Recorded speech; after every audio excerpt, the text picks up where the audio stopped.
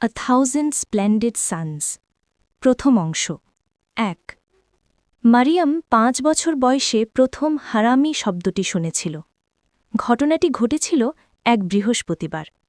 নিশ্চয়ই বৃহস্পতিবারই ছিল, কারণ মারিয়ামের মনে আছে সেদিনটা সে অস্থির আর চিন্তিত ছিল।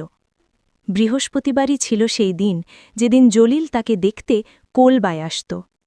জলিলকে দেখার সেই মুহূর্ত পর্যন্ত সময় কাটানোর জন্য মারিয়াম একটা চেয়ারে উঠে তার মায়ের চীনা চা সেট নামিয়েছিল। চা সেটটাই ছিল মারিয়ামের মা নানা কাছে তার নিজের মায়ের একমাত্র স্মৃতি। নানার মা মারা গিয়েছিলেন যখন নানা মাত্র ২ বছরের ছিল। তাই নানা খুব যত্ন করে এই নীল সাদা চীনামাটির চা সেটটি রাখত।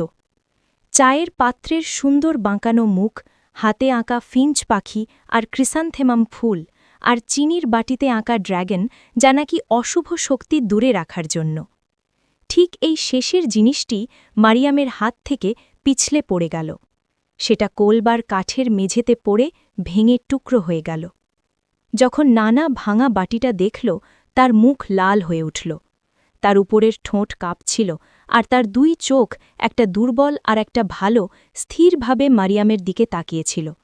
নানা এতটাই রাগান্বিত দেখাচ্ছিল যে মারিয়াম ভয় পেল, আবার যেন জিন তার মায়ের শরীরে ঢুকে না পড়ে।